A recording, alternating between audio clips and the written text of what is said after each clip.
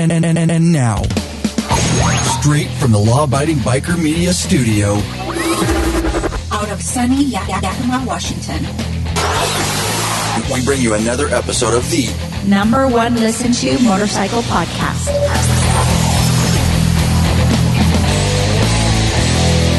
We're in your head. We're in your head. We're in your head. We're in your head.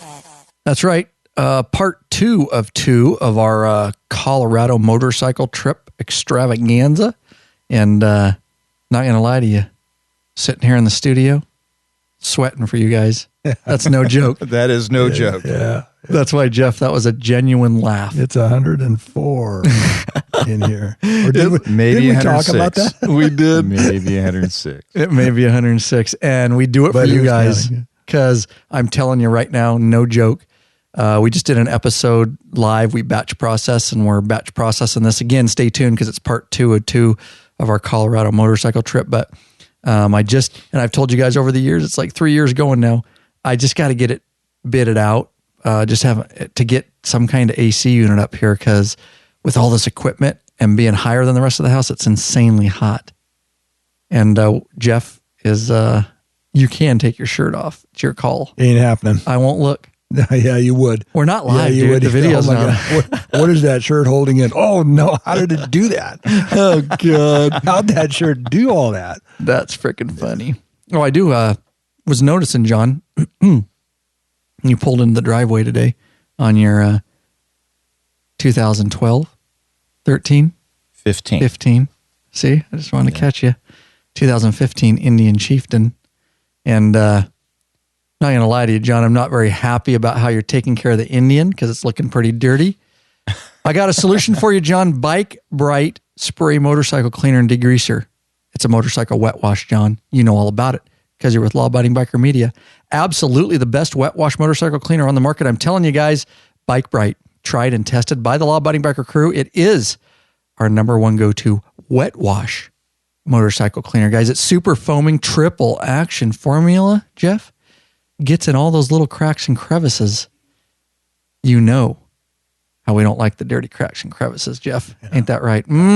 Easy as pie, Jeff. Spray it on, let it soak, rinse that shit off. That's right.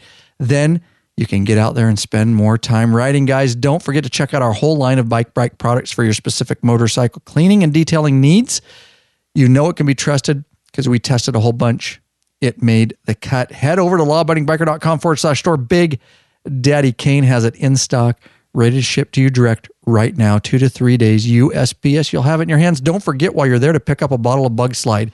That's our waterless motorcycle cleaner while you're in there, guys, for maintaining your bike in between those wet washes. John, if you did all that, your Indian would be shining and it would be worthy of this song and you riding it, bro. Yeah. I don't know if it's worthy right now. I know. It's a dirty Indian. It's a... Oh, spank that dirty Indian. Spank that dirty Indian. That was good timing. That was good timing. Oh, I need a sip of Blue Moon. Hang on. All right. Complete nonsense, John. Complete nonsense. But I'm telling you, we'll get you hooked up. You know that. John knows all about it. That Bike Bright is awesome. You'd spray it on the bugs after our Colorado trip. Come right off, spray on, wash off, guys. Right. There you go. Right. And again, you can get that at lawabidingbiker.com/store. What a guy. What a guy. Timing is impeccable, isn't it, Jeff? Incredible. He's like a pro up here. I don't have it. It's only a second one. I know it is. I'm just going to sit and watch and listen. Oh, yeah. Welcome back, you freaking bikeaholics. This is the podcast for the Big MM, the motorcycle majority, also known as the... Anyone? The motorcycle majority. 99%. That's right. I had it. Well, Jeff, go ahead. The 99%. Clean it up for John. Majority. Just when he was on a roll? Yeah. And then he just... Crash and burn. You have your highs and your lows, John. I do. And it's one or the other. It's never in the middle. Yeah. Oh, anyway. I know how that is, dude. That's what my wife says. Anyways, that's right, guys. By listening to this very podcast, you are part of the biker revolution. What we call the biker revolution, whether you like it or not, That's right. Mount up. Let us take you on another wild-ass ride, guys, right into the depths of Colorado is where we're going to take you, because that was our motorcycle trip that we took this year. Now, if you haven't listened to part 1 of 2, you'll need to do that. Head over to lawabidingbiker.com and / and whatever episode number this is. But again, 2-part series. We broke it up because we had a lot to say. And we're going to get in. We're about on day 3 here. Of course, in the studio with me, busting it out. That's right. Sturgis Jeff. Right over there. Appreciate you hanging, Jeff. Yep. And he's going to ride back home tonight. Road here. It's going to be a beautiful evening. It will be. Be a nice ride. Oh, yeah. Summer night. It's 100 down here, so it'll be about 80. Maybe a little clearer On the pass. on the pass. Blew it. Got to make sure you're doing a critter watch, though. Yes. You will have to be on elk and deer watch because that place gets crazy. And of course, Yes, it does. Indian John, he only has a 45-minute ride. That's right. Renegade off the res. That's right. He can chant and change the weather. I wish he could change the temperature in the studio. Can you do that? Is there any dance for that? Not that I'm aware of. All right. Yeah. Thought I'd try. Ceiling's too low. Because it'd be a lot cheaper than hiring a contractor to try to get some extra AC up here, bro. How's that couch treating you guys? We're gonna be able Patrons to bought find that. one anyway. Oh, it's a This beautiful time of couch. year? Yeah, you're right. You're right. And old buddy, the studio dog, he's out for the count. Is he chilling with you guys? Oh, yeah. See, I can't see through this monitor. He's No, been he's here. right. Yeah, he's been here. He loves podcasting. Oh, yeah. I shit you not. He's not particularly infatuated with what's going on right now. He's out, but still, he's been here all along. Oh, That is funny because you can see, I can't see it. I can see you. And I swear to God, he knows when you guys come over because he spends some time up here with me and he loves the girls and heads downstairs out of the studio. But when you guys are podcasting, there's something about being on that couch in between. It's like he knows when we're podcasting. I shit you not. Buddy the studio dog. That's freaking sweet. One for Buddy the studio dog. Yep. Putting in the hours, putting in the hot box up here. That's right. Boy. Putting in time. Putting in time. Let me announce real quick 2 free videos because I forgot to last episode, but briefly, we put out 95% of our content is for free. Of course, guys, and this is another free video. It's been out for some time. You may have seen it. It's on the Schuber C3 modular helmet review overview. That's the helmet I wore during my entire Colorado trip. Love it. Swear by it. Anyways, I did a review on it since I purchased it. And if you want to get it, it's a very popular video. Head over to lawabidingbiker.com /Schuworth, C, the letter C, and the number 3. Again, it'll be in the show notes, lawabidingbiker.com / and whatever episode number this is. I'll put the links there. Another video that's completely free to you guys. It is Schuberth. It's talking about the Schuberth helmet. I also have the Schuberth SRC Bluetooth headset and communications music system, which I also used. It integrates with the Schuberth C3, integrates seamlessly as a neck roll and chargeable system. And that's how oftentimes I can communicate with other Bluetooth headset users, and I can listen to music, and I can also check in with my wife each morning, which I did. You guys probably didn't know that, did you? Nope. Every morning. Did While we're riding down the road, I'm having a complete phone conversation, checking in with the family, with my girls. Yeah. And I did know that once. Yes. You had mentioned it. Oh, okay, I mentioned it. Yeah, have those conversations and check in, so I can keep in touch with the fam. And that's over at lawabidingbiker.com /SRC. It's not only a review; it's a complete tutorial video on how to program that thing, sync it to your phone, sync it to other helmets, how to do the different radio station settings and everything in between. Spent a lot of time on that video. Again, it'll be in the show notes if you missed the link announcement there. And of course, we're going to talk in this very episode, John. I know we're hot to trot to talk about a patron that we met down there in Colorado. Our patrons make it possible, don't they? They absolutely 100% make it possible. So we like to thank them every chance we get. You want to handle these 3 patrons? We'd like to give a big shout out to these following patrons. Lenny Triolo of Gormley, Ontario. Sorry about that. Shout out Ontario. Betcha, he's a top tier patron, right? Yes, so he gets extra benefits. He gets access to all our 4 purchase videos for free, along with the Facebook group and T-shirts and stickers and all. He get the full meal deal, Jeff. Full meal deal is what he gets. Thanks, Lenny. Also, a shout out to David Passmanter of Algonac, Oh, yeah. Michigan. Yeah. Thanks, Algonac. Dave. Algonac. That's what I'm saying. Algonac. That's right. Michigan. Thanks, David. And Roger Wallace of Dayton, Ohio, also a top-tier patron. Thank you, guys. That's Thank right. you. They took action. LawAbidingBiker.com/Patreon. Patreon. They took action. That's right. You mowing your lawn right now. Stop the tractor. Hit it. That's right. You running. Just do it. Just stop. Grab your phone. You mowing the lawn. You driving your car. Pull over. Safe texting, right, Jeff? Yep. Safe texting. All right, guys. Again, guys, pledge a certain amount per piece of content. No risk to you. You can put a cap on it. Helps put a little fuel in the law-abiding biker gas tank so we can keep this thing heading on down the road, and we can continue giving you podcasts right here in the Law-Abiding Biker Sweatshop. We're going to call it tonight instead of the studio. It's a Law-Abiding Biker Sweatshop. Sweatshop. It could be like a sweat lodge. There you go. You took the words right out of my mouth. Oh, yeah. Spend some time in the sweat lodge. That's right. Blow some buckshot all over. Oh God. But yeah, we love the patrons, and we met up with one. Again, that's another benefit, guys, is we travel across the country and hopefully the world eventually. And you never know when we're coming to your town, and we'll put out shout out before we head out to these places. And next year we're going, I got to make a note of that because we're going to talk about that at the end. We're going to head up to Canada. Now, John, you brought something up last episode and I didn't get to it in part 1 of 2. And that is Jeff being back in the studio. We were pretty stoked to have him back, and you did the trivia question of, does he remember? I thought we talked about this. No. Oh, no. Can you imagine now a world without a cell phone? We talked about that. Yes, we did. Oh, this is a good one. The internet, the airwaves, The internet, the internet, the airwaves. airwaves. You were getting deep that night. Whiskey. He was whiskey drunk. He's whiskey drunk. He may have been smoking pinners. That I'm not stuff sure. must have been on part 2. Huh? Probably. Like somewhere deep in part 2. Do you remember what episode number? Except for the fact that it's staring at me. Oh, right did you at the look? screen. So you actually looked at the notes. Never mind. Am I going to announce it? No. Do I want anybody- Had it not been for that, would you have remembered? No, not even close. Funny thing is, I had to look it up today too because I can't remember but I looked it up for a resource. So, yeah, all the way back in 43 when we're in the little office instead of the bonus room here studio. So, all right. With that said, let's jump in.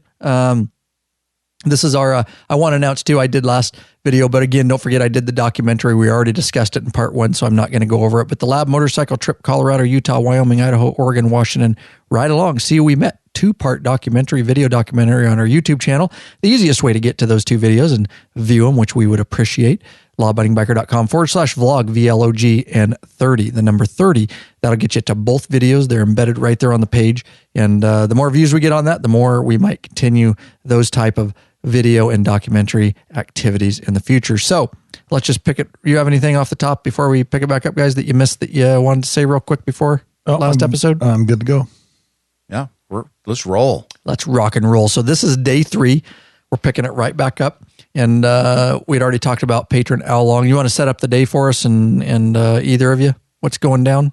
Mine was totally separate from yours up until dinner time. I just stuck with family that I have there in Fort Collins, and also family from Colorado Springs that came up.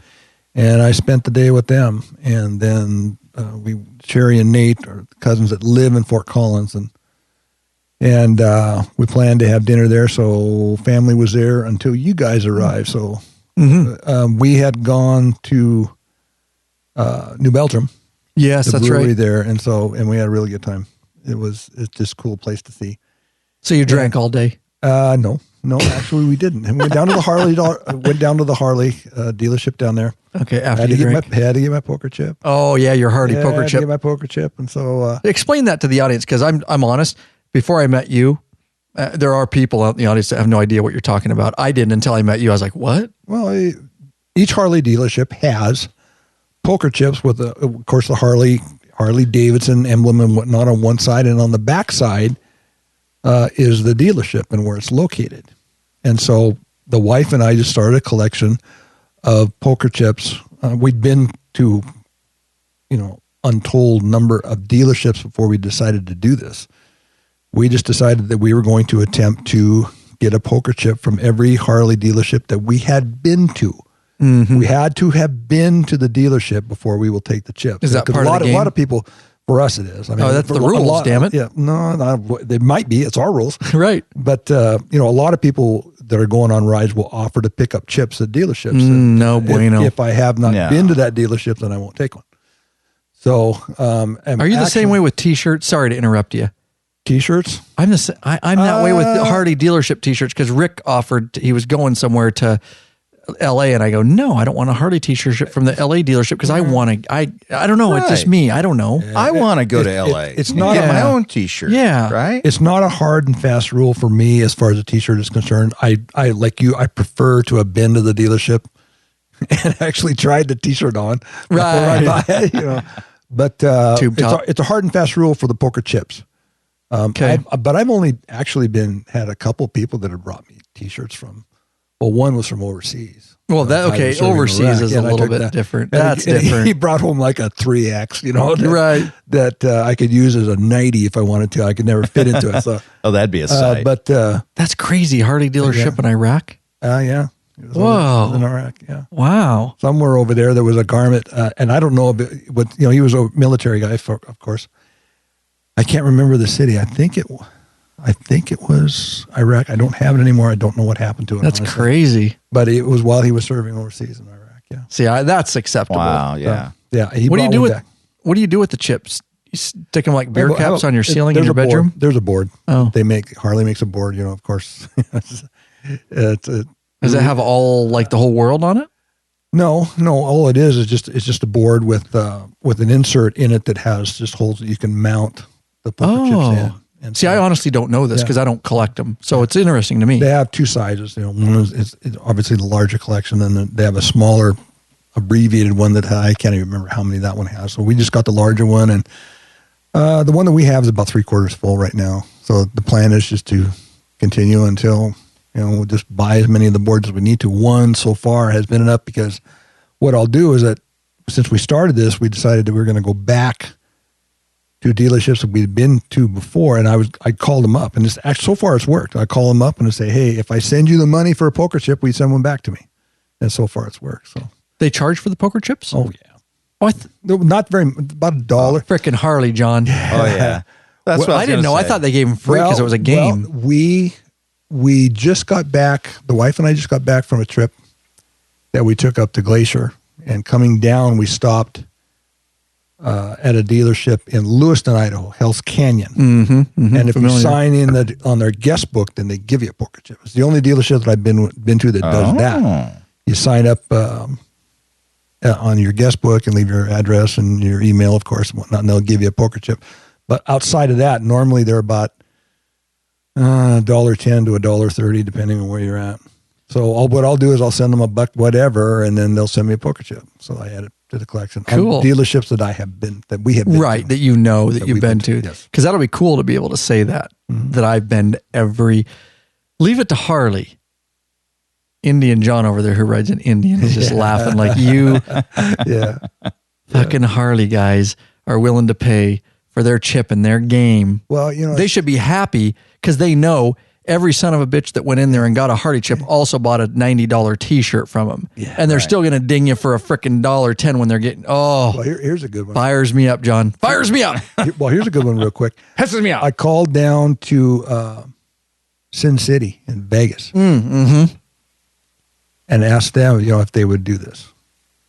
And they said, sure. And so I sent down the $1, whatever. It was no big deal, but it was just kind of funny because it was Vegas. So I sent it down to Sin City. You actually sent $1. $1. And they're going to, they didn't just say, you know what, bro, we'll send you one. It was $1.08 that I sent down to Sin City. God. Sin City Harley for a poker chip. This is ridiculous. No, it gets better. At the post office, somebody felt this chip in there in Vegas. It feels this chip, so they sliced my envelope open and took the chip. Oh my God! Some other Hardy guy. So I got this damaged envelope. Yeah, the chip had been stolen. Somebody felt that chip, wondering what it was, what it was about, whatnot. So I called down there and I told them about this. They weren't surprised at all, but they did send me another one. Some asshole at USPS has a board full of stolen fucking poker chips on his wall. His board is, I stole every one of them sons of bitches right there. Those are all stolen.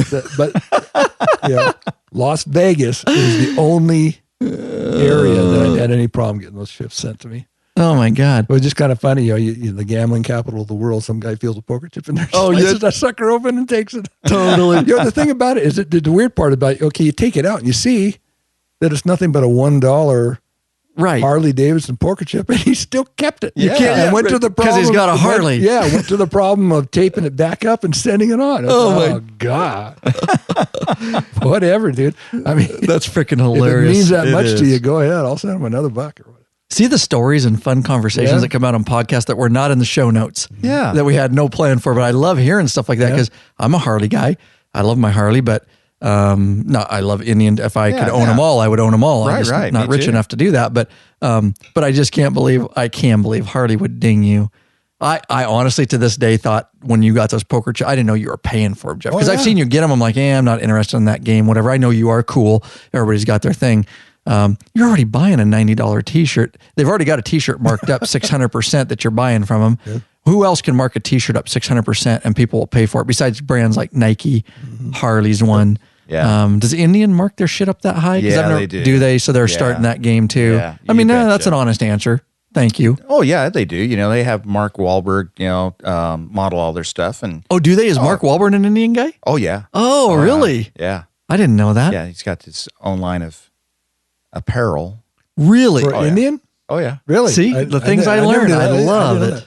I love these conversations. We're totally off track, but keep going. So yeah. So you go in there and you just but it doesn't. They don't have the selection that Harley does. They're still growing. Oh yeah. They will. And Harley has that marketing thing figured out. That's where they make their money.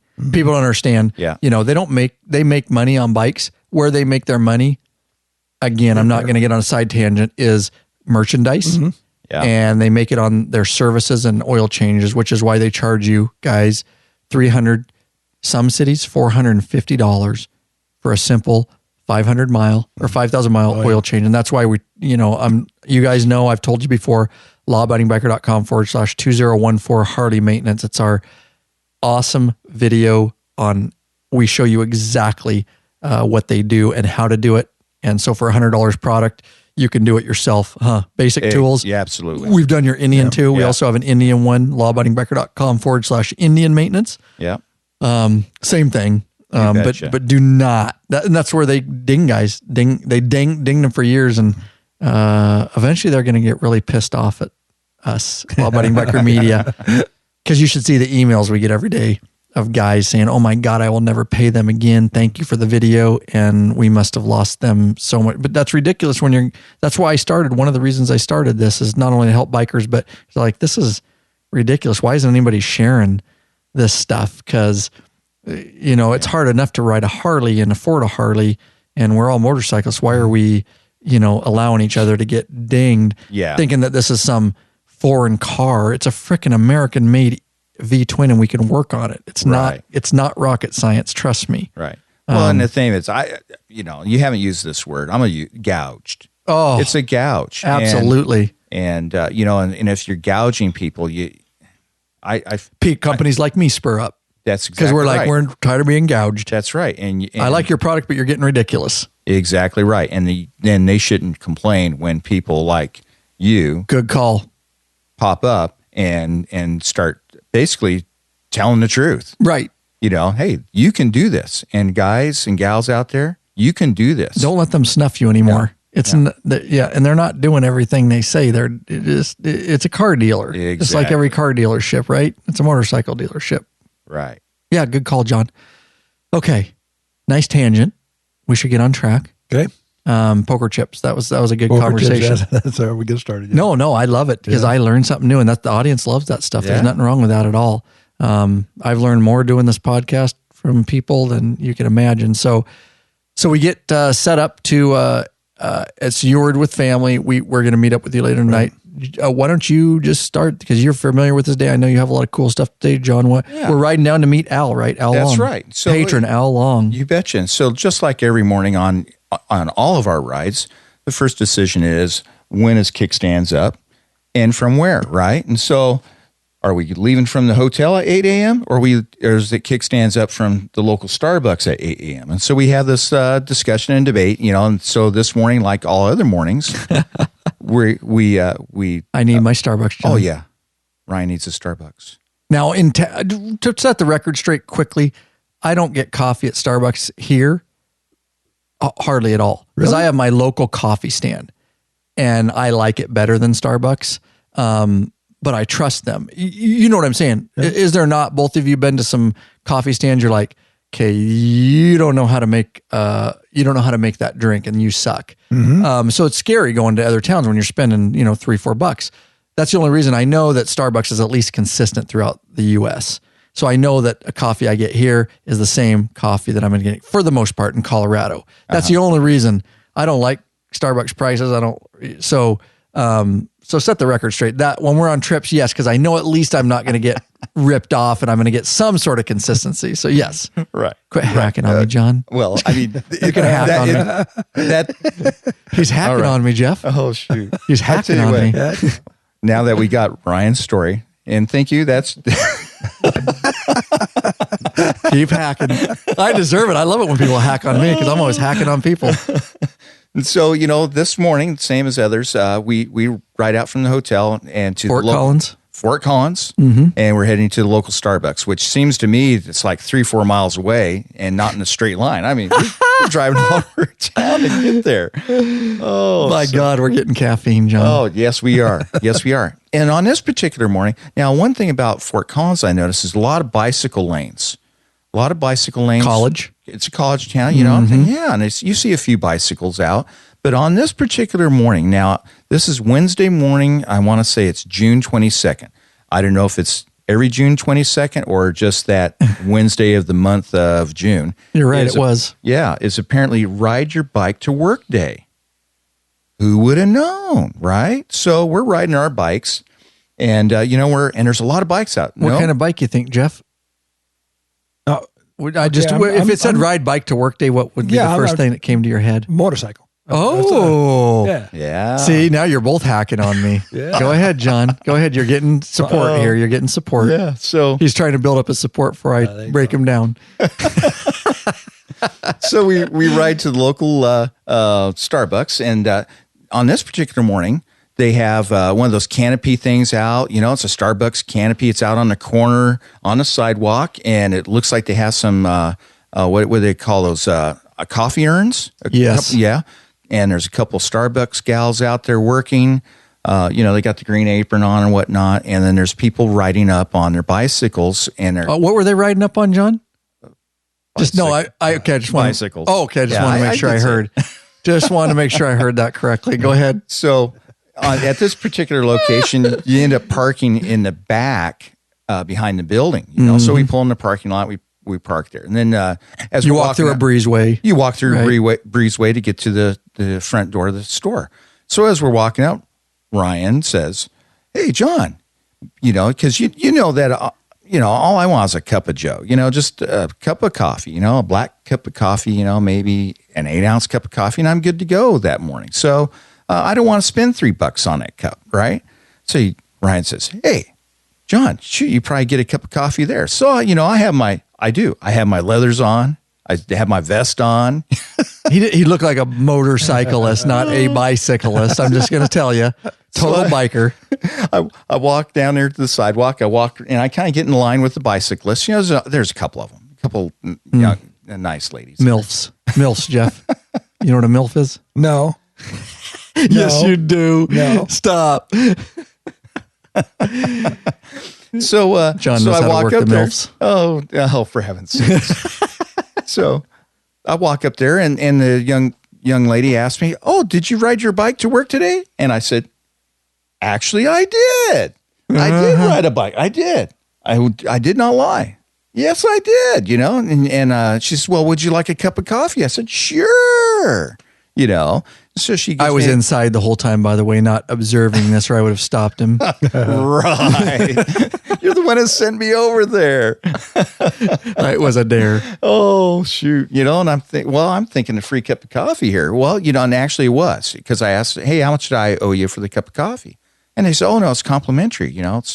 All we ask you to do is take the survey. It's an online survey. I said, okay, cool. And then the next young lady says, hey, would you like a breakfast burrito? I said, oh, no, thank you. But I did. I already ate, appreciate it. So I just took the coffee, sat down with a little slip of paper for the online survey. Mm-hmm. And so I fire up my phone, you know how quick I am about that. Oh, yeah. Oh, boy. And so I start taking the survey. Well, about that point in time as I realized. That's when it started hitting you, huh? Yeah. Oh, this is about bicycling to work. I come out and he's sitting on their sofas outside. You filled it out anyway, didn't you? Oh, yes, I did. Yeah, he's like, at least fill it out. Yeah. It was awesome, dude. I walk out, I'm like, dude, how'd you get a coffee? Because I was standing in line and everything. He goes, oh, you just get it free right over there. It's bicycle or bike to work. I go, it's on the documentary video. I go, John, I'm pretty sure that's bicyclist to work day, John. But good work. Good work, man. Work in the system. I think it should be game in the system, right? Yeah, right. Game in the system, game John. In the Always system. game in the system. Oh, funny story. Oh.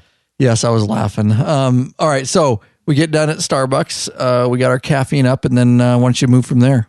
Yeah, and so we ride southbound towards Denver, actually. We're going to meet Al Long, Patron Al Long. Hey, shout out to Big Al Long. All Big Al Long. We've never met him before, nope. Only in the private Facebook group. That's right. And one phone call the night before. And so, and I don't remember the dealership we were going to meet him at, but it was just north of town there, right? I honestly don't have it in my notes, and I can't remember either, but it was in between Fort Collins and Denver, somewhere along the way. Right, yes. Right. And then what I remember is that we're riding down, and what struck me is that it was a lot of agriculture, open country there, kind of similar to back here at home, Right, yes. Uh-huh. Yeah, hay, cattle and pastures, whatnot, farming.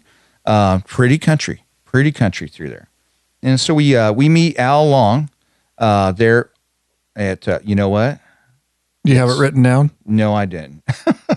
Yeah, and so he's going to take us to Boulder on Highway 93, I think it is where we start out. So we meet Al. Al's a little guy. That's why they call him Big Al. That's why we call him Big Al. Yeah, and so really, really nice fella. And so we meet with Al, and he's first thing out of his mouth, he's like, hey, want to get whiskey drunk? And I'm like, oh my God, you actually listen to this show. He does. Yes, and he listened to the podcast, and we had teased him in the past. Jeff probably heard it, but it's a little Indian funny rant on YouTube about smoking pinners, getting whiskey drunk. And so he had heard all that because we're always busting his balls.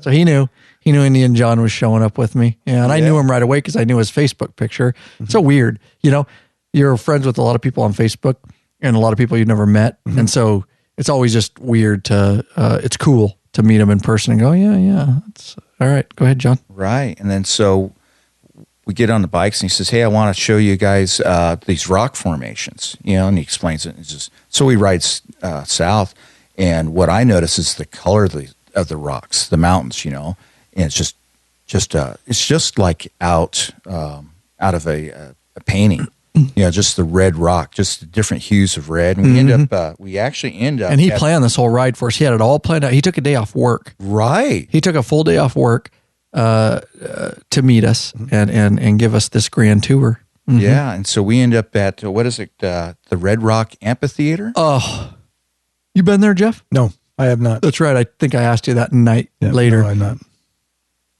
Absolutely breathtaking. Mm-hmm. Absolutely breathtaking. I'd never been there. Neither had I, and I didn't know. I had heard of it. Everybody's heard of it. If you follow musicians at all and concerts or where they're playing, you've heard of Red Rocks Amphitheater. That place is crazy. It's like a something that doesn't exist on this world. And I know people that have been there know what I'm talking about, but how it was built and so clean and the red rocks, for lack of a better term. But man, they did a really good job on what it overlooks. The view. Man, I could have spent more time there. Yeah. We had to get going, but I could have spent more time there. Same here, And so just to give you perspective, this amphitheater is a natural amphitheater obviously in the Red Rock on the west of Denver. And so you're overlooking, when you're seated at the amphitheater, you're looking at the stage. To the east. To the east, and you're overlooking downtown Denver. Yep. The skyline there. And so, you have, it's across this valley, and then there's downtown Denver in the backdrop. And but that's neat, but it's nothing compared to just the rock structure of this natural amphitheater. Yeah. They just threw seats in there, basically, and a stage at the bottom. It's gorgeous. Yep. Gorgeous. And so from there, we end up riding down. I think we ride through Golden, Colorado, don't we? Golden. Right. Let me say one more thing about Red Rocks Amphitheater before we move on. We got some pictures there. Yeah. And it's in the video documentary. And riding up to it is cool, windy road, riding out of it.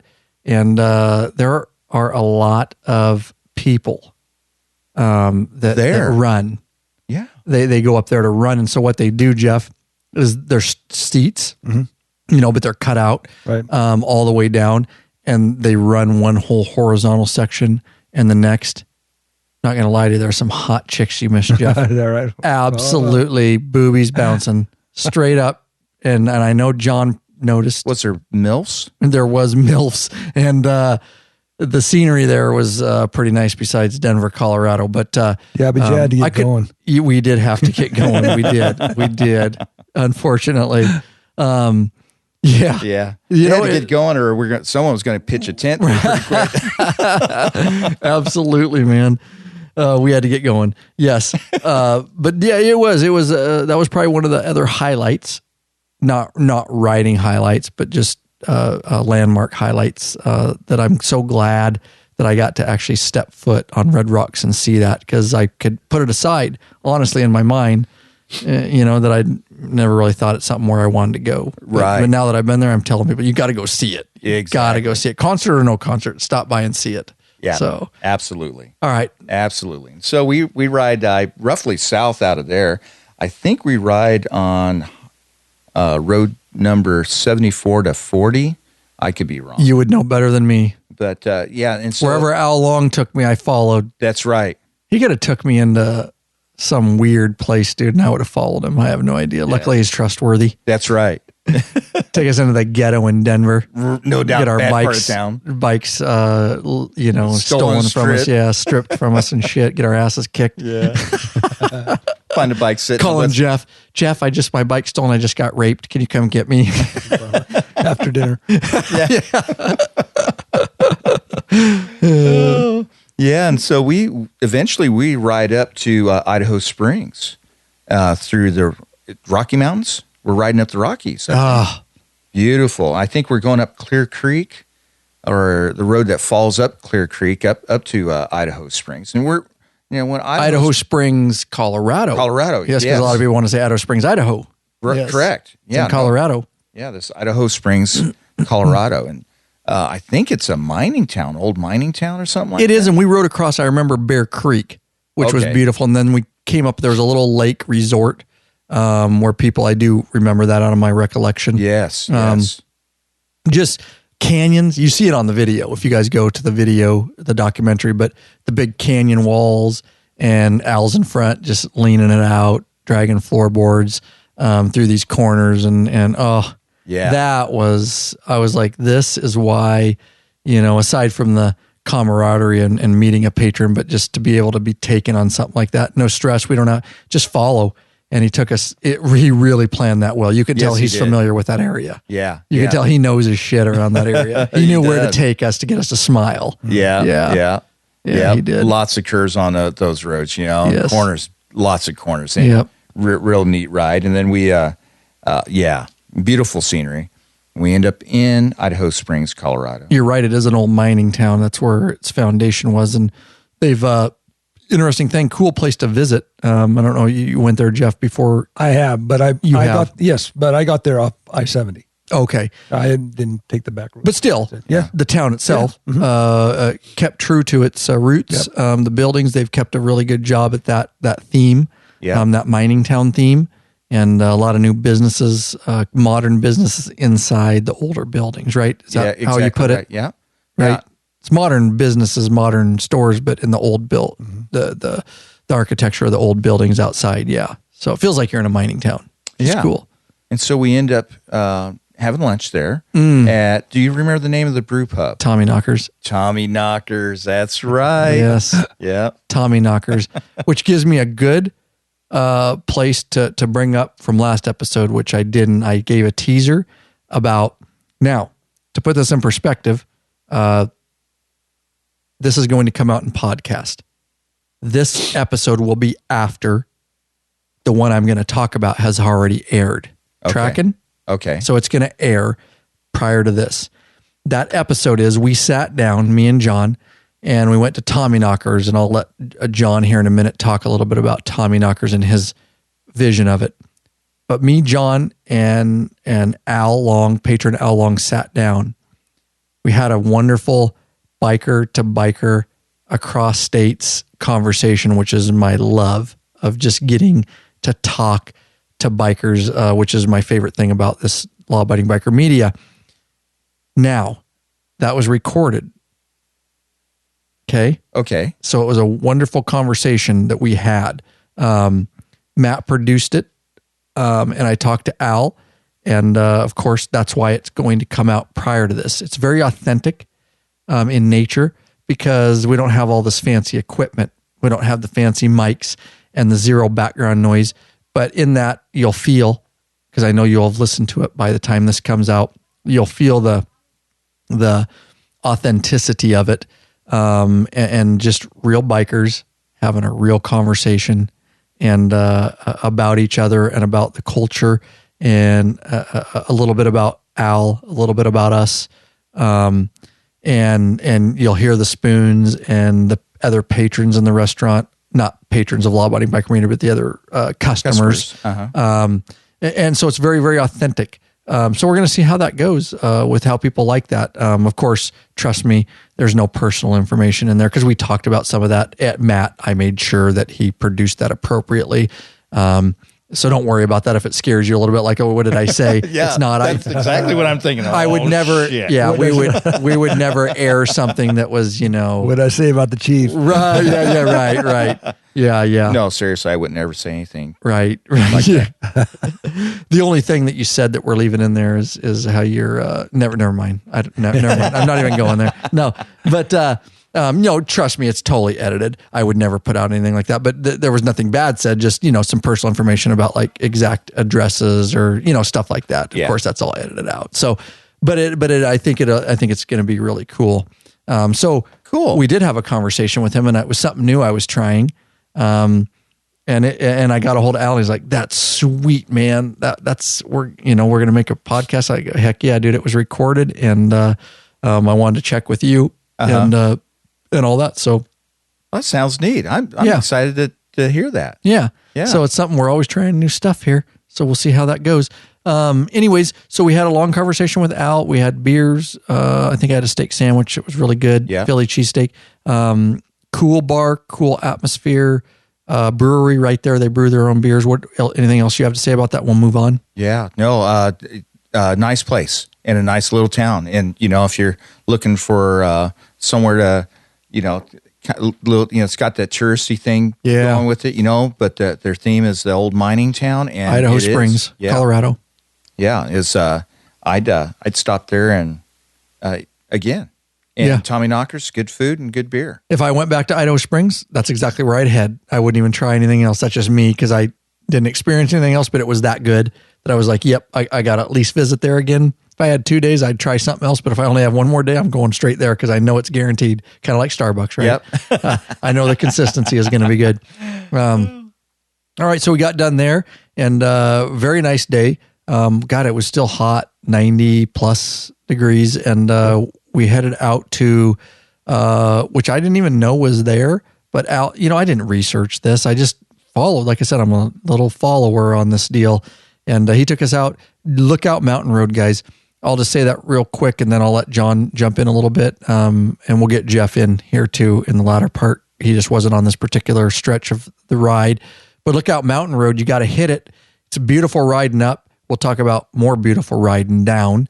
The switchbacks, and you're getting up high. Lookout Mountain Road, you can look all over Denver to the east. Absolutely beautiful. But up there at the top of Lookout Mountain Road, I did not know is Buffalo Bill's Museum and Grave. Yes. And anyways, you want to talk a little bit about that? We got to tour the Lookout, and we actually went in the museum and had a lot of fun in there. Yeah, we did. A lot of Indian jokes. I'm not going to lie to you. A lot of Indian jokes in Buffalo Bill Museum. And I took full advantage of it on the documentary. Full advantage. And John, I thought he was going to, he's just one of these days going to haul off and lay me out, Jeff. Kind of like you're going to do to Popeye eventually, right? Because he just keeps nagging on you, or LD, Law Dog. You're just going to, one day you're going to be fed up and you're just going to lay him out. No, they're kids. Just let them have their say. Just let them. See, go ahead, John. Well, see, there's this chief's headdress there. Yeah, you know, in the display Indian case headdress. And I don't think, you know, I don't think you believe that I actually have one of those at home. No, I do. I do. Here's the thing. If we ever when we come to your house, okay. If you ever were to disclose to us where that was, and we had a few beers, that's going to seriously, and it may be a violation of Indian tradition. It's going to end up on my head, and I'm going to be running around with it. So you do not disclose where you keep that, or LD or Popeye. It's going to be bad. So we believe you have one. I'm telling you, don't tell us where it is, because it's going to make for bad juju. Oh, it's always going to. Thank you. I am. It's always going to be wearing. Duly warned. Yeah, that's what I'm really concerned about. Hide that thing good. Yeah. See, Jeff knows you don't tell people where that's at your house. Okay, not this crew, because then we're gonna get it on video for the YouTube channel too. Oh so. No, he might just want to flat out get rid of it. He might want. Good call, Jeff. Just eliminate any possibility of this happening. You just don't want that happening. No doubt, dude. Oh shoot, too funny. There was a headdress in there, and yes, we do believe you that you have one. And of course, I made my appropriate jokes about it. What else about the museum? Oh, the pajamas. You had your pajamas. Oh, yeah. How did they get those out of my hotel room so quick? Straight up on the documentary. Yeah, I saw these things, and I go up to John and go, dude, how did they get your pajamas in here? What? That's what I said. What? And your family history. Your video, your family movie. Oh yeah, it's the old family. The old Super 8, black and white, where they're moving real fast, no sound, and just the music with it. It's not even the Indians and stuff. Yes. Yeah, right. Oh yeah. So how'd they? That was our vacation trip. Yeah, we went camping. Teepees and everything. Oh yeah, dude, we're just hacking on you. That's why you did. I deserve getting hacked on. We had a lot of fun in there, and Al he didn't say a lot, but he gets our humor. But you'll see him in the documentary a little bit in the museum. I do some quick takes in there, but he chuckled a few times. But he was probably like, I probably shouldn't tease him about that. Yeah, Ryan's. I don't know this guy well. Ryan's really going off on him. How big a Bowie knife does he take on vacation? Got a tomahawk he's going to put in my spine. Right. He'll pull it out of the glass case. John will pull that frickin' tomahawk right out of the glass case and nail you with it. That was a cool museum, though, don't you think? It was, and it was just like you said. It was really, really unexpected. I had no idea. You had no idea. That was a little surprise. And shooting a view from Lookout Mountain is dang near 360 from of the area. Yeah, right. And, it is. And apparently, old Buffalo Bill wrote prior to his death, obviously, but that he wanted to be buried there, not in Wyoming.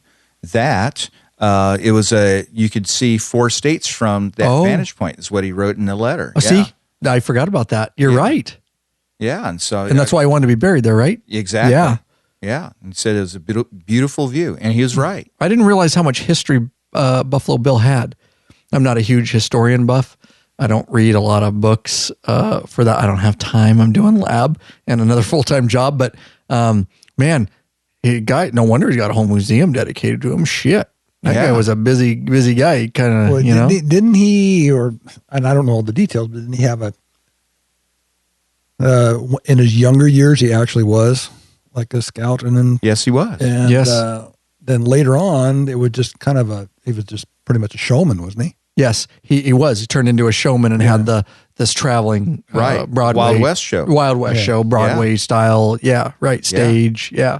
And he built a reputation when he was younger, and then profited off of it. Yes, later on in his it was a traveling show. Yeah. Right. Yeah. Traveled all over the world. Yeah, he was an entrepreneur. Yeah, an old time entrepreneur. Yeah, for sure. Cool if you guys get to visit it. Lookout Mountain Road. Yep. Coming down. Oh man. Beautiful. Wow. Switchbacks. You're just dropping elevation straight up, right in, back down into, if my recollection, towards Golden, which is where the Rainier? Coors. Sorry. Coors. I have it on. Yeah. Where the Coors plant is, and you're just coming right down into Golden. Yep. Yeah. Golden, Colorado. We hit Boulder on the way there too, which was cool. Yes. Because we've all seen Boulder. It's been famous for unfortunate reasons in the news years ago. Yeah. So it was cool to see Boulder. Cool thing about Boulder, he told me, we pulled up to an intersection and Al pulled up next to me. We were riding two abreast, and Patron Al Long pulled up next to me and he says, "Hey, you see that out there?" He pointed right out direct. And there's big, huge mountains. There's a if I remember right, a field, like a school. And then there's huge, beautiful, rolling, tall green hills, green foliage up there. And he says, "That, you ever watch Mork and Mindy?" And I said, "Hell yeah, I watch Mork and Mindy." He goes, "That is where they filmed this scene right here. And the mountains and that field is the opening to Mork and Mindy. They did it right here in Boulder, Colorado. It's not where they filmed Mork and Mindy, but that's where they based that city around, is Boulder and that view right there." Right. That whole show was based on that Mork and Mindy lived in Boulder, Colorado.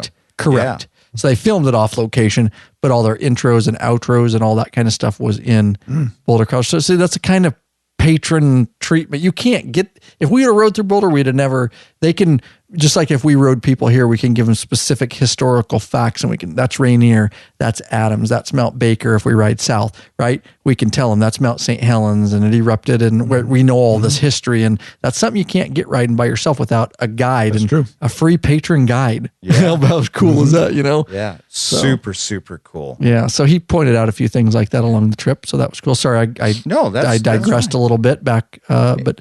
And so we're riding down the hill. We're riding down from Lookout Mountain, and I counted.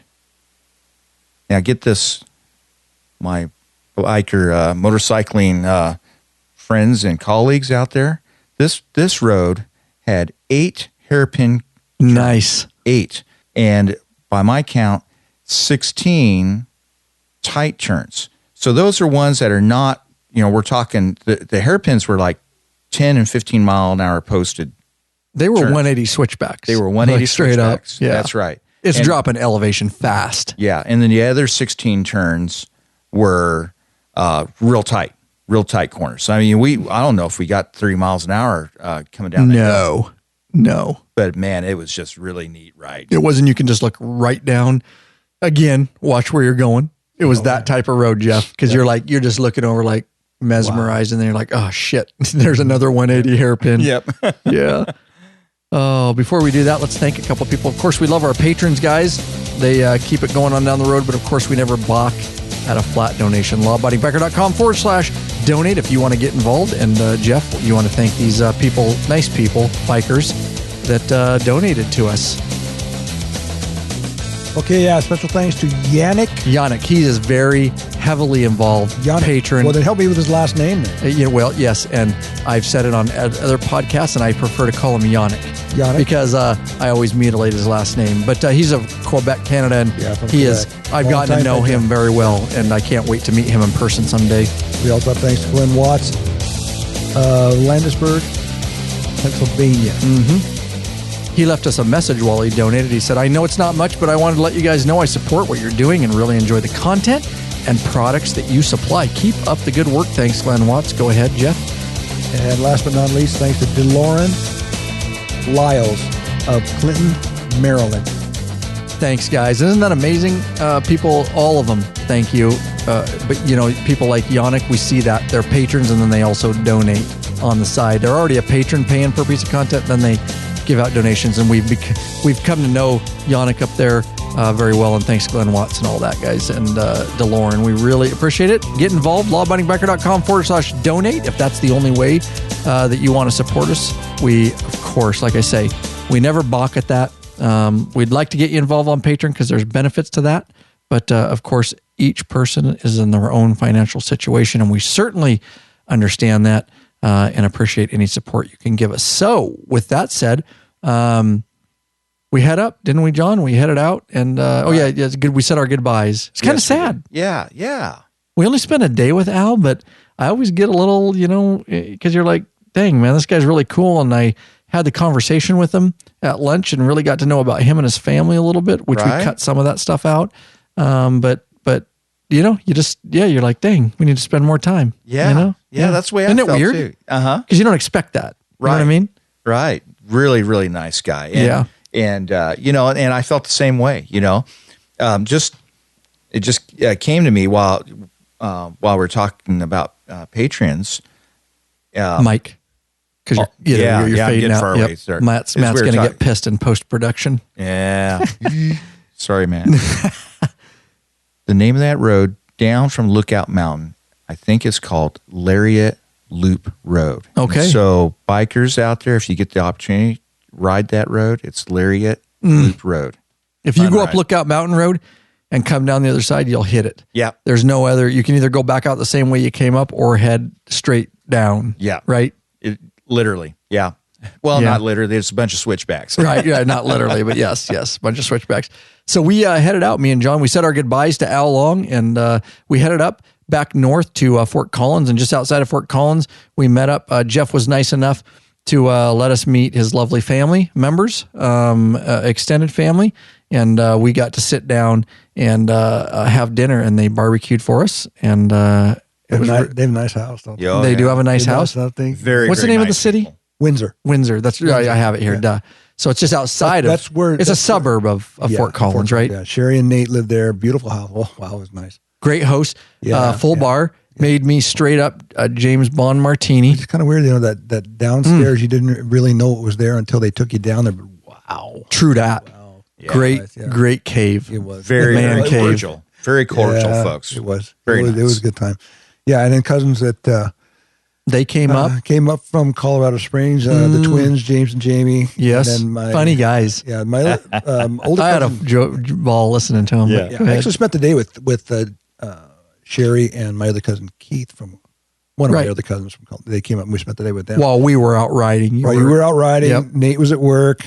Jamie and James also were working. So when they got done, because Colorado Springs is about 2 hours. Yeah, and so they were on a limited time frame, so they came up. Everybody met right around dinner time, and Nate cooked up some steaks and whatnot. It was great. Yeah, we had a great time, and that kind of capped that night off. And in the interest of time, I just the thing I really like to stress with my cousins, if they happen to listen to this, is just, well, you better send them a link then. Well, gosh, or just tell them lawabidingbiker.com podcast, Law Abiding Biker Podcast. Just get on their smartphones and look up the podcast. Yeah. Just get over what's going to happen in Denver this year. Then Denver Broncos. Get over it now. What's going to happen to the Broncos, for crying out loud? So it's already started. Yeah, we already heard about it when we were there. Nate forced me to wear that Broncos hat in the picture. That's right. He did. No, they are for decades, many years, rabid Denver Broncos. It's in their genes. We've got a lot of mileage on Even if they wanted to root for somebody else, they can't, because it's like it's in their genes. I'll tell you this, because they can't defend themselves on this one. When the Seahawks played the Broncos in the Super Bowl there, we were bantering back and forth all week long, on Facebook and whatnot. Yeah. But they always gather up, because the Broncos are perennially in the playoffs at some level, whatnot. So they always end up at one house or the other to watch the game. And so I'd gone down to my dad's house to watch. Come up a little bit to your mic. I'd gone down to my dad's place. Nice. To watch the game. And so we were on and off on the phone, back and forth bantering. Yeah.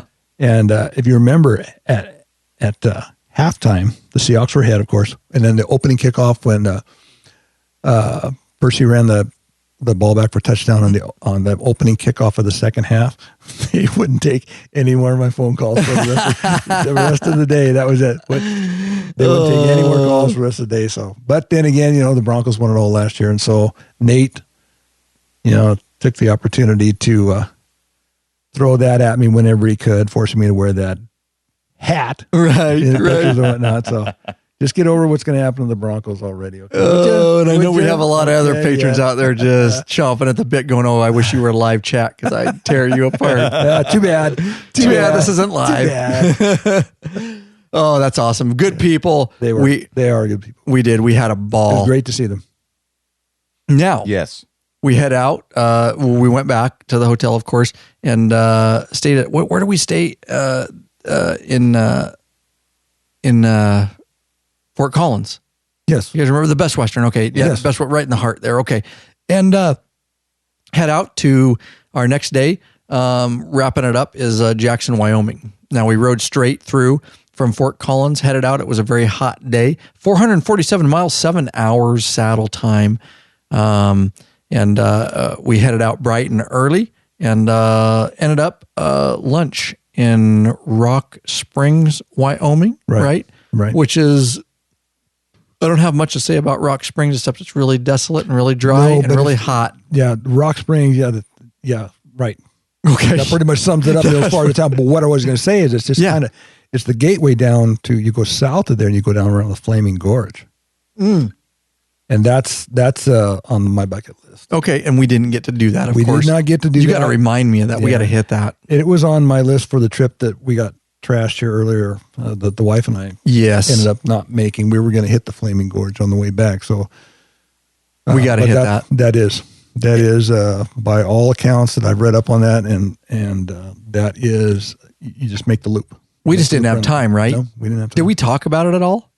Not really, because we just didn't have the time. No, we wouldn't have had the time to do that, to invest. Because it's way out of the way. Well, we would have had to have stayed there probably in Rock Springs. The Flaming Gorge would have been a day in itself. Distance-wise, it's not. But I mean, it's, there's plenty to stop and see. There's got a Harley dealership down at the south end of it, and there's a lot of photo ops along a stretch like that. So we would have had to have made the loop down from Rock Springs and all the way back up and around. All told, mileage-wise, it's not a day trip, but when you couple that with all the stops you're going to make, it's a day in itself. So we would have lost a day. We wouldn't have been able to do it. Right. It was just such a rush trip, which I'm still glad I got to go. Mm-hmm. But we did. We were crunched for time. But it's a definite, if anybody gets a chance to go in that area, the ride around the Flaming Gorge is supposed to be a primo ride. Sweet. That's on my bucket list too, for sure. All right. So we ended up in of course, Rock Springs. We ate at what's called Santa Fe Southwest Grill. It was just okay. It was a normal restaurant. I don't have anything. Yeah. It wasn't like some of the bars we hit or anything like that, but it fed our bellies, and the gals there were real nice, and they were real interested because they were some of those, Jeff, like you said, that I could tell had been watching. They were a little more concerned about the filming. Yep. You could tell smaller town, smaller mentality. They were very suspicious of you. They were suspicious. Nice. Didn't say anything till the very end. When I was paying my bill, and she says, "How come you were filming? Were you filming everything?" And I said, "Yes, I was."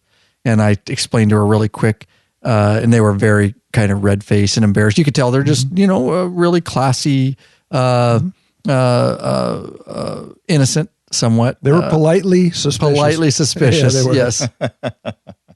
And I went out and got them stickers and cards and told them about the YouTube channel and how they'd be on YouTube. And they got all giddy, and they were just hot to trot after that, happy. And that we weren't the like you say, the food, or in part one, you said something about the food inspectors or something. We were not food inspectors. We were actually just bikers, and we have a great YouTube channel, and they're going to be on it probably. I didn't know if they were going to be because I don't how I edit it, but they had fun. Do you have any else to add to that, John? Yeah. Actually, just so the listeners know, when we headed out from Fort Collins, we used Highway 287 north. Mm-hmm. Nice, easy ride. Sweeping curves, good scenery, and the road was okay. But nice. It was a nice ride.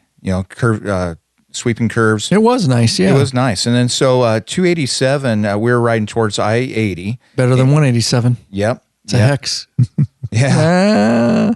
And so 287 turns to Highway 30 once you cross the state line there. And, which state line? From would be Utah Colorado. to Wyoming? Yes. Yeah, right. Yeah. Mm-hmm. And so we continued on 30. Basically runs roughly parallel west, parallel of I-80. And I would recommend that. Take that road rather than I-80. If you want to get off the freeway and see some, rolling hills and cattle ranches. We got hammered by some rain too. Yes, we did. We did get a little rain, a lot of wind. Yeah. We got some serious side winds. Right. Yeah. But yeah, we got hammered.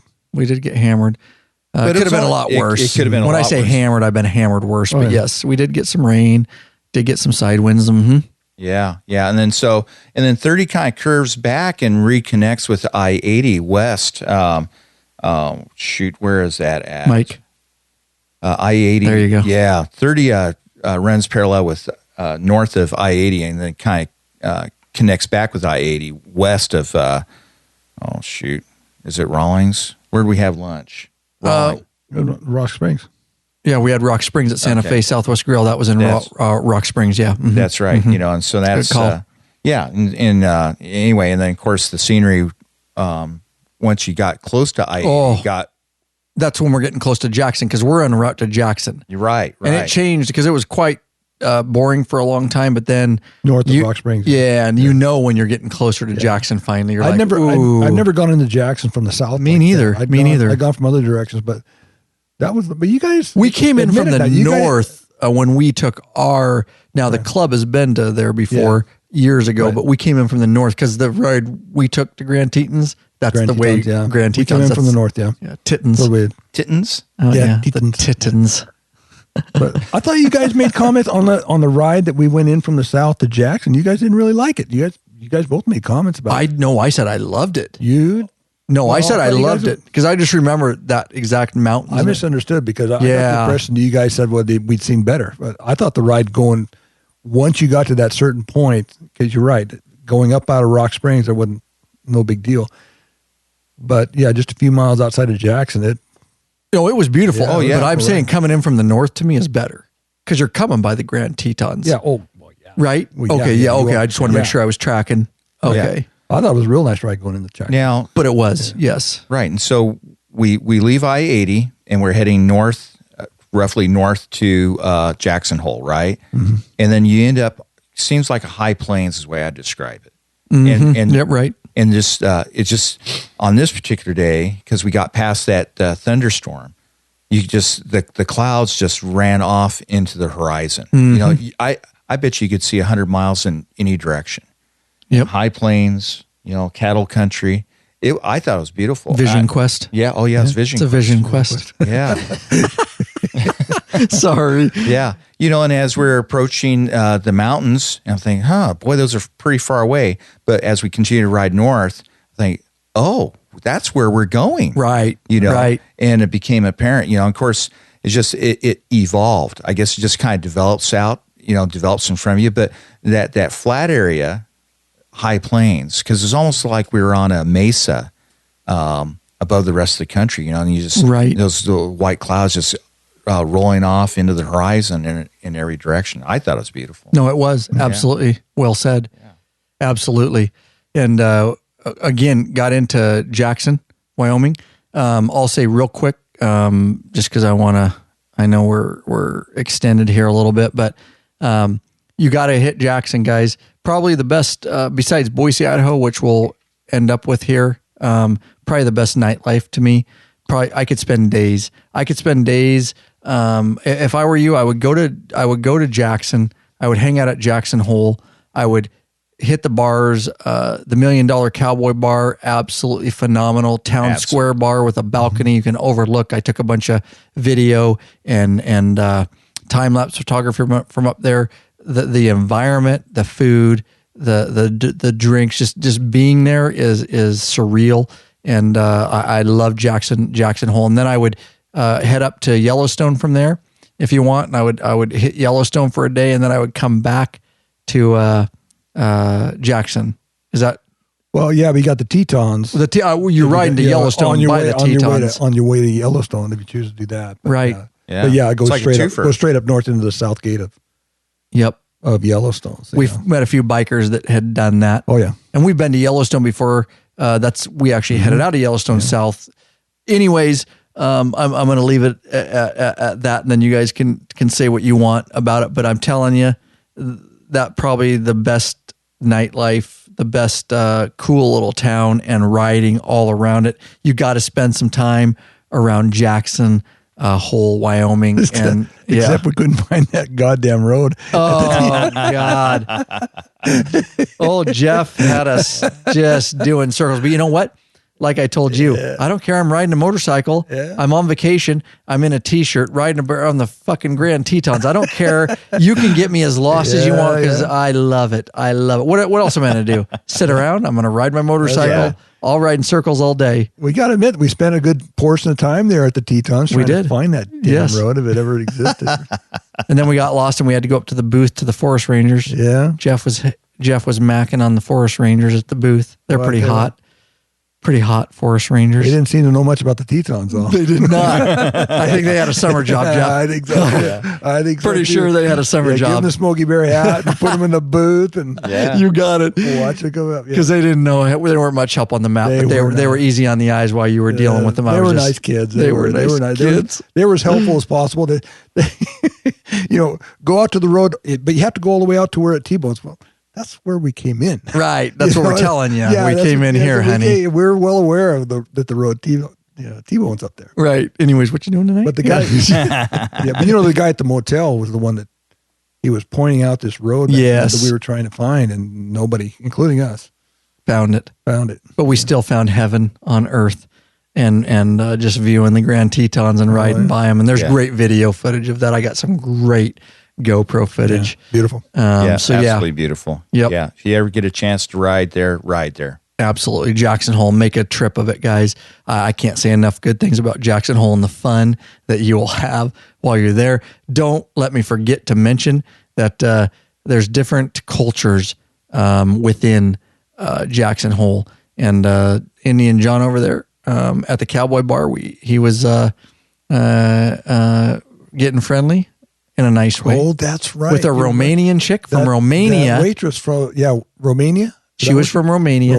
Then we went over to the town square bar balcony, and he was macking with a Bulgarian chick. So John's into Romanian and Bulgarian chicks. I'm just teasing him. He's happily married. I'm just teasing. The thing about John, it's funny because he's just a talkative guy and he's very good with people. But of course, because we're assholes, we got to tease him that he's macking on people when he's just actually being nice to Romanian, Bulgarian chicks. I got to say he's macking on him. He's not actually macking on him. He's just being very nice. But that one waitress there was another case in point as far as what's with the cameras, what's going on here, what's all this about, and when she learned, she just loosened right up. When I told her, we have a website, we have a huge YouTube channel. She's like, and then she started giving the devil horns and waving in the background, and she wanted to be on YouTube. Yeah, she had a lot of fun with it over there. Yeah, she did. You'll see her on the video if you guys check that out. But anything else real quick while we wind it into the last couple days here? Because I know we're going a little long, but anything else you want to say? The Grand Tetons, we rode in T-shirts. Jackson, if you're on a bike, this is a must. It's a must. You can on a bike, Yep. I don't know what else to say except you have to put that on priority list in the entire United States. You have to ride that. Okay. Friday, June 24th on the road, 0800 hours, Boise, Idaho is destination from Jackson, Wyoming. And we were planning on hitting the Craters of the Moon. We still did. There was some iffy whether we were going to hit it because there was heavy wind advisories, right? Mm-hmm. Right. We knew that when we left Jackson. Right. Yes, we did. We were looking at it, and we ended up lunch in Fairfield, Idaho. Oh, we got to talk a little bit about this. That was a great place. It's bringing back. Let me handle the entry. Go ahead. Because I make notes, and then once I said Soldier Creek, I was like, it brings back all kinds of memories. That was a great place. Fairfield is a nothing town. Nothing town. Typical Americana. You're wondering why people live there, but people were great. They were really nice. So it's just so much fun. Again, I looked this up. Google. Yeah. Well, this place, Oh my God. Links are in the show notes, guys. If you're through there, you got to hit it. Yeah. I mean, I don't know what it was that drew it. I think we're just basically No, I Googled it. I Googled for You did? I Googled it. The town before we stopped for gas. Well, yeah. Okay. Then we came through Craters of the Moon. Yeah. At that prior town, I Googled, I said brewing company, and it gave me Fairfield, Idaho. And I was like, dude, this is a shot in the freaking dark. But you guys followed me. The reason I want to tell the story is that the wife and I had a similar experience on a ride that we went to. We ended up in this one-horse town in Texas. Yeah. And we just kind of close your eyes and spin your finger. And that's where we decided to stay. And we ended up in a bar there at that place. We walked in, and it was just clear that everybody there recognized us as outsiders. Right. And it brought the place to a dead stop to turn and look at us. And the bartender was the same way. Just kind of planted herself in front of us and didn't say a word. So we ordered a beer, we drank one, we got the hell out of there. Right. This particular place that we were at Fairfield, right? Mm-hmm. We walked in there. Soldier Creek Brewing Company. Yeah, yep. We walked in there, and you walked into a room where there was a bunch of tables, and it was all full of people. Same thing. We walked in, we all had our cuts on and whatnot, and we pulled our motorcycles right in front so everybody saw us arrive, and we walked in there, and it brought the place to a dead stop. Not a word.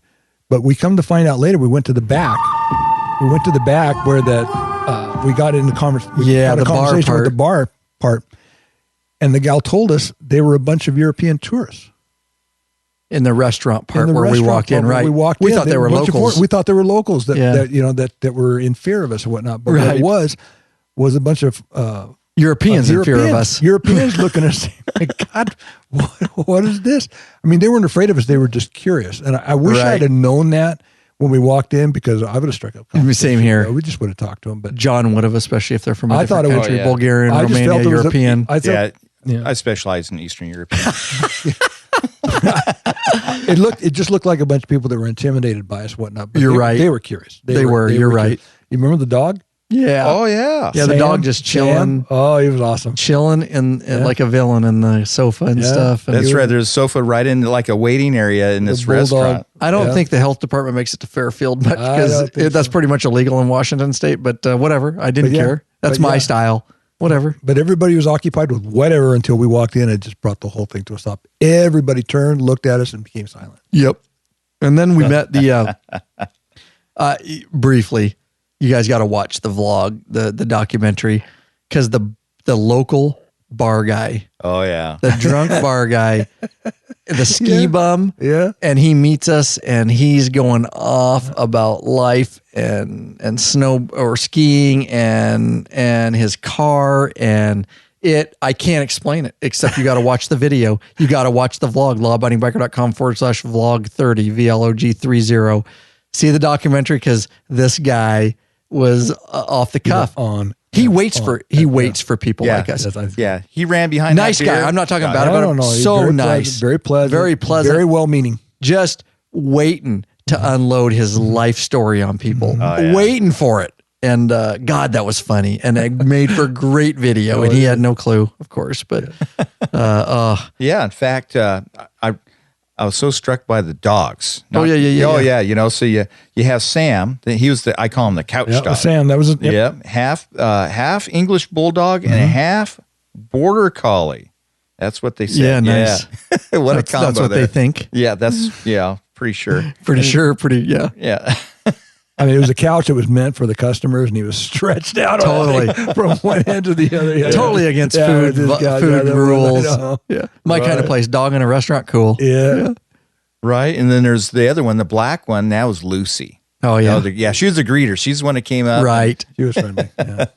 Sure enough, yeah. The food was good. Oh it was. You know, and the people were friendly. And then the guy, the real cowboy.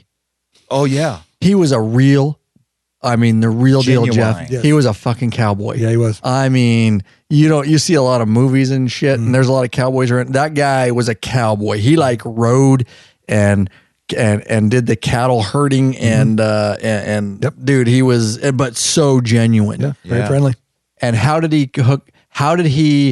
bond with us was the love of motorcycles. He didn't make a whole bunch of money. but he said, I'm trying to afford a Harley.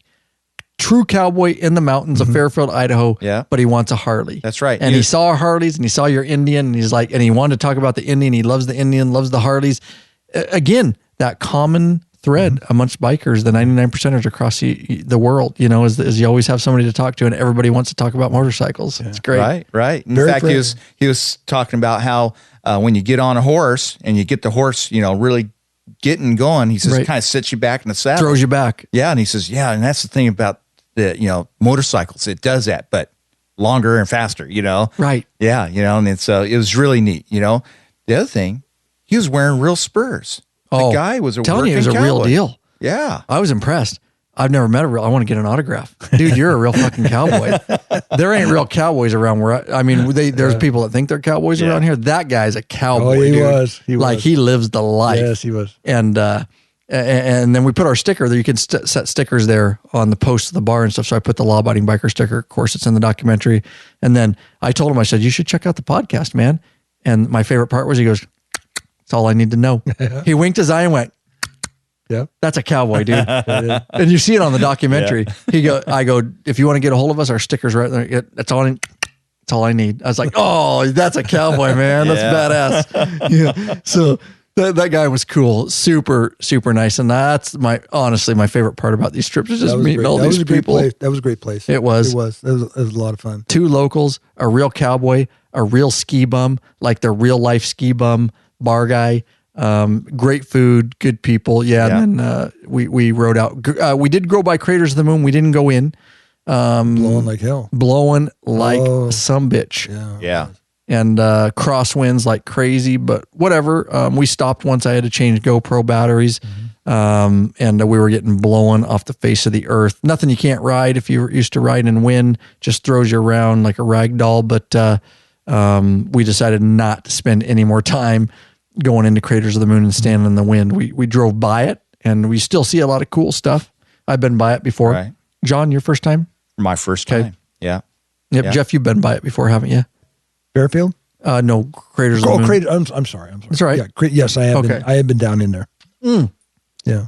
See, I never went down in there. I always just drive by it. No, I've been down in there. Yeah. Okay. Do you see a lot more by driving down into Craters of the Moon for the audience, or is it just as good to go by? Yeah, actually, you do. Okay. Yeah, you can get in areas where you can get out and walk underneath, and it's tunneled out. Okay. It's a natural tunnel, of course. See, well, I guess I need to do that then, because every time I've been just by it. Yeah. No, you'd want to. If you find yourself there, you want to go in. Okay. If it's not blowing 90 miles an hour. If it's not blowing 90 miles an hour, yeah. Man, that was blowing. Oh, God, yes, it was. We made it into Boise, Idaho, right? Yes, we did. That's where we're headed. And this was our last night of the trip.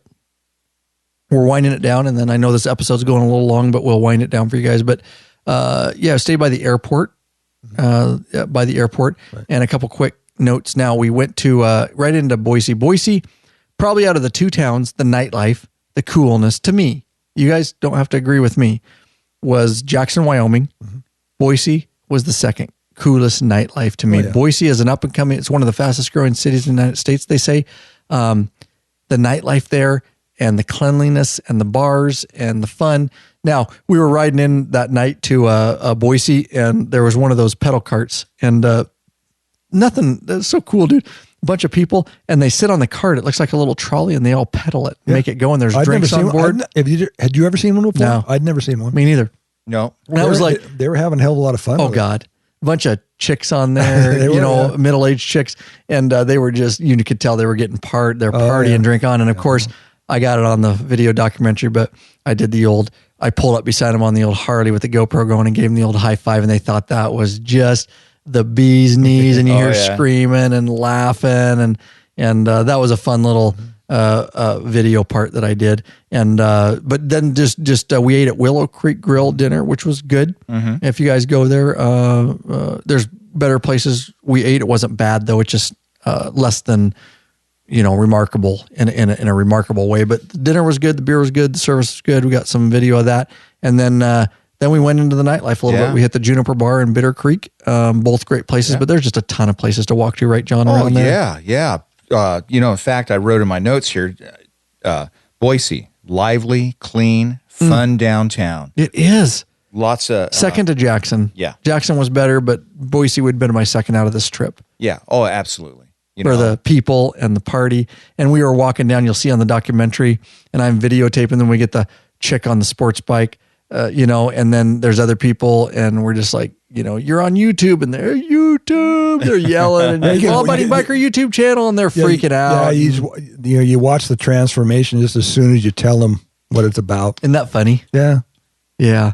Yep. They're like, what are you filming? You're going to be on YouTube, Law Abiding Biker YouTube channel, motorcycle. And they're like, oh, yeah. And then they start like, sweet, everybody wants to be on YouTube, right? Right. So how old was that girl, the biker? Oh, God, I don't know. I didn't ask, but she was young. Yeah, she was young. Sports bike, little blonde. Yep. Something out of a magazine. You know what I mean? Yeah, she was a youngster. Funny. Nice little gal. Riding a sports bike. Whew. It's a fast sports bike. But, fun little town. We hung out, had a few drinks, watched the people, and they have a lot of people watching. It was fun. A lot of people watching. A few drinks. Yeah, it was. It was a beautiful night, and just like I said, if you guys get a chance to visit Boise, I know you don't hear a lot about it nationally or in the news, or it's just not really right. I mean, it's not talked about a lot. That city kicks ass.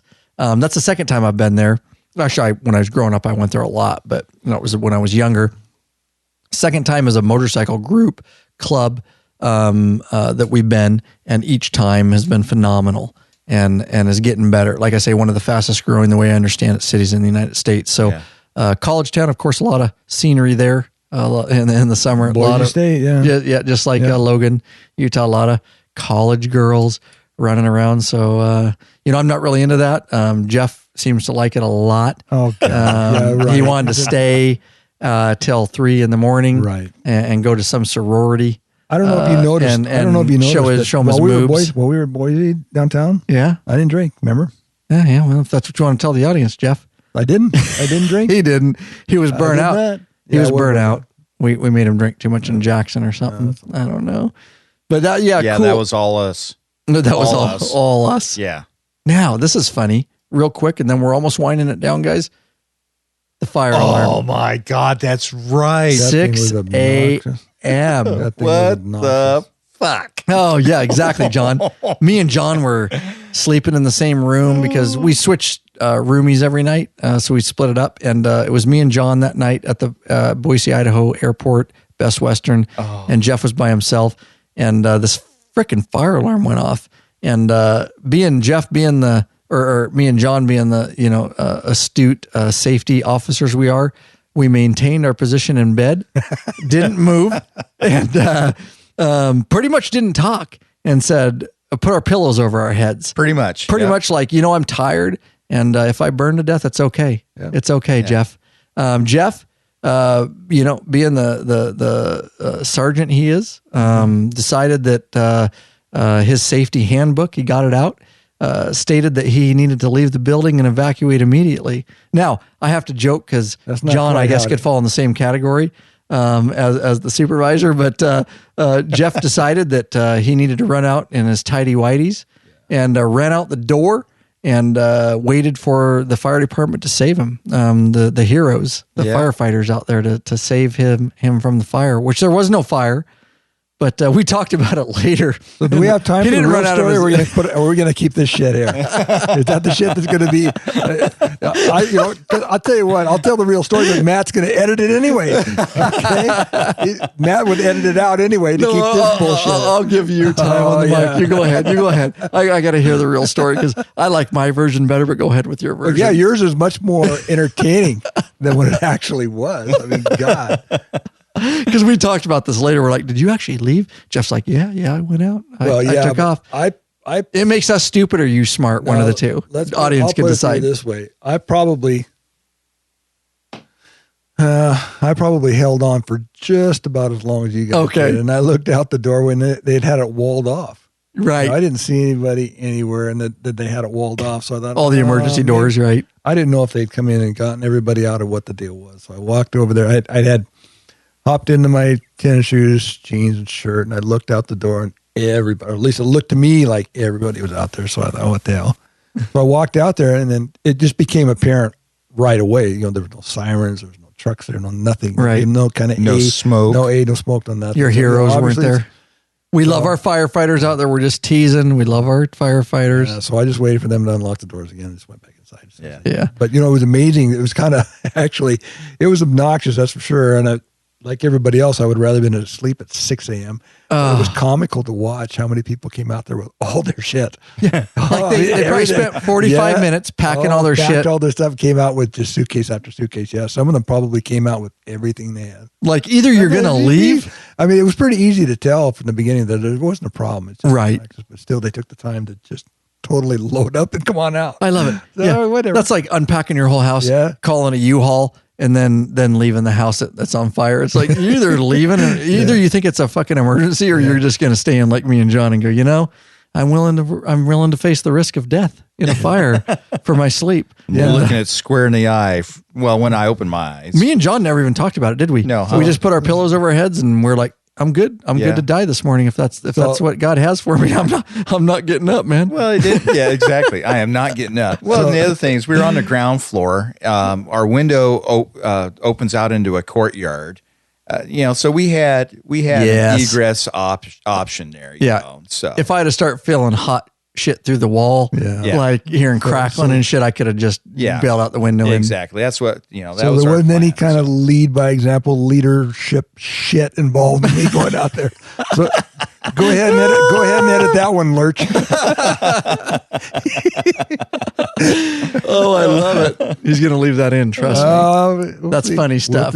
That's funny stuff. But that was So next, we're ending it, guys, and finished our morning there, and got up, and it was time to head back for Old Crackman. Now this was a 200 short day, last day, which is good. 237 miles, 5.5 hours on the way back. Now I do want to say the only thing I'll say is great riding. There was some cool stuff coming through, and it's on the video, the documentary. Coming up through Idaho and stuff like that. Some cool riding, some windy, twisties, stuff like that. Kind of wide open type riding. And then there was a lot of boring too. But we ended up at a truck stop. It's non-remarkable for lunch, but we met another club, which was cool. Yeah, some Marines. Right. Nice guys. Yeah, it was a military group. It was a military group. Met them, and they saw our cuts, and we saw their cuts, and we hooked up, exchanged cards, and I gave them some podcast paraphernalia, stickers and things, and a super nice group. Do you remember the name of them off the top of your head? It's in the documentary. It's in the video. I'm terrible. I think the Marines. Weren't they Marines? Well, they were. They're. And I know the club. Aren't they Marines? That's going to piss me off. Yeah, they're all Marines. And, Let me see if it's in here. Marine Corps colors. And, yeah. Wow, and I feel really bad. I do feel really bad too. Maybe it's because we were on our way home. We were. It was last day. Anyways, it's in the documentary. Just go in the video vlog. Their name is there. Yeah. And anyways, cool group of guys. We met them, nice and guys, then we that was somewhere right before we crossed into Washington, where we had lunch at some truck stop because there was nothing else. And then onward home. We split up and all that. Anything else you guys want to say about the last day there? I know the last day. The last day riding home. Leathernecks. It's the Leathernecks. Leathernecks. Got it. Came to me finally. Let me look it up. Yeah, real nice fellas. Yes, they seem to be real nice. Yeah, we'll know their colors when we see it. Yep, that's them. Yeah, and they're a Leathernecks MC International Incorporated, none forgotten, none left behind, and they are a military type club. But anyways, that's another cool deal of just meeting other bikers and exchanging information and stuff like that. And got some connections there. If we're ever down in that area, always exchange connections and stuff like that. So anything else about, as we wrap it up here, guys, about the trip that you just have to tell the audience about anything? It was a great time. It was a great time. It just, I'm glad that, like we talked about at the beginning of the first portion of this, that, we certainly had more numbers lined up, of members of our club to go on this. And, it came down to the mic, came down to just the three of us there at the very end. And, we teetered about it just for a little bit. And I said, no, we're going to do this. And I'm really glad we did. There's, like you said, it makes it a lot easier when there's fewer of us. That wasn't the intention, but it turned out that way. Right. And so, everything went smooth. We saw a lot of neat things. And, I was lucky because I got to see family. Yeah, I hadn't seen for a while, and it was great to see them. And so, there isn't anything about this trip that you'd look back and say, well, if we were going to do this again, I would not do that. Right. I would take that out. There's nothing. Same here. That, so. Yeah. Yeah. So. And I know I did a lot of complaining about the heat. A friend of mine rode in basically the same area of the country just 1 week prior to us. And I tell you what, he got poured on every day of his ride. Every day. In fact, he ended up going through Jackson Hole 1 week to the day before we did. And he got poured on during that. So, we can complain about weather. We can't control it. Right. No matter how much dancing I do, I can't control it. And there you go. It helps sometimes. You got to try. We're in the spirit world, John. We're in the spirit world. Spirit. Oh yeah. And so, but so we were blessed by all things. Weather. Really, road conditions. I mean, you're always going to have road construction of some sort somewhere. And I would encourage my fellow bikers out there to, if you can put together a trip with your buddies, do it. You got to do it. And it maybe doesn't turn out exactly as you laid out the conceptual plan, but right, go do it. Go ride. Absolutely. The way that the world exists today. There you go. Hey, so, well said, John. Well said, Jeff. As we wrap it up here. So next year, guys, we're already planning it. And many of you know is, again, get hooked up as a patron, lawabidingbiker.com/Patreon, so you can be involved. We have a ton of support all over the world, but especially I want to give a shout out to our friends and our bikers up north in the Canada area, our Canadians. And they are so heavily involved in the private Facebook group as patrons. Amazing individuals. And I am so excited to announce that we are, as a group, and tell me if you didn't, I can't remember what conversations we have, Jeff and John, but we are going to Canada. That is our summer trip next year as Law Abiding Biker Media, as the Sworn Few Law Enforcement Motorcycle Club. That is our trip. It's already being planned. It's going to be a 10-day trip. Rob, LD already has, because he's laid up with an ACL injury, he already has mapped a preliminary, you start there, right? And Jeff knows using ride planning. You start as a preliminary and then you can tweak it. But at least this gives us an idea of the 10-day trip. I am so excited to meet the patrons up there because these guys are going to hook us up, Jeff, John. These Canadians are freaking off the wall and they are going to hook us up. It's like the hospitality up there, the times I've been up there, unbelievable. And these guys in the patron group and all that, I can't wait. I can't wait for the riding. I can't wait for the meeting of these guys. I can't wait for the camaraderie. I can't wait for the beer. I can't wait for the food. There's a little extra involved. We got to all get our passports and get across and all that. So there's a little extra work, but we got to make it a little bit longer to spend the necessary time up there. There's probably going to be more guys going than this year. This was just a fluke. John, you're going to be able to make it? I mean, we all have to get our next year's schedule. I get it, but you're going to try, or is there like, no, absolutely. I have a wedding to go to. No, absolutely. And this is just to let you guys know, on one of the days of our trip this year was my wedding anniversary. And my wife, she's so understanding how important this annual trip is. Right. John since divorced, but anyways, go ahead. Yeah. By the way, Ryan, is it all right if I sleep on your couch again? John's been sleeping on the lab couch ever since. But me and Buddy, the studio dog. Yeah, that's right.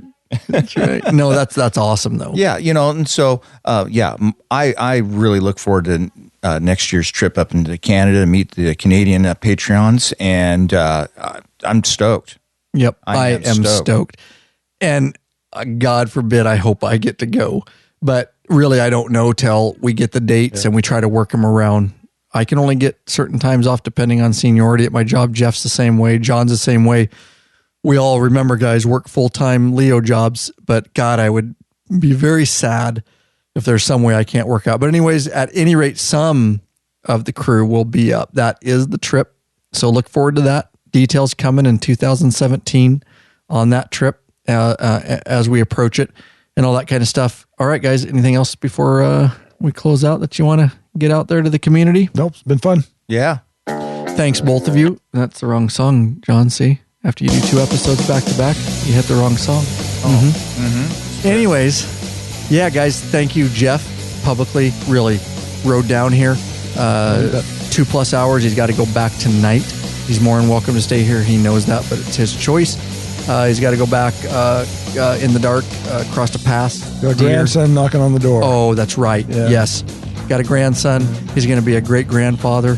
I am a great grandfather, but oh God, I didn't not mean by this. not by biology yet. Oh, okay. I'm just a great grandfather. He saw that dig. Just dig. Yeah. John, thank you, both of you, for whatever commitments were made to make this work so that we could all get here in the studio, because guys love these episodes. They love the episodes before the trip. They love the episodes after the trip and just hearing about it and our opinions. And of course, we gave them some great routes to ride, some cities that are must visits, and just sharing that information with the law-abiding biker community. So I do appreciate both of you from the bottom of my heart. I hope the burgers were okay. Oh, they're great. Awesome. Thank you very much for that. You're welcome. Yeah. I hope the beer was okay. The Beer's Blue Moon great. was cold. Beer's Oh, yeah. Cold. In moderation. In moderation. In moderation. Jeff didn't do the whiskey. No. whiskey? He learned back at episode 43. Yeah. You gotta maintain that. 34 is actually 34. Yeah.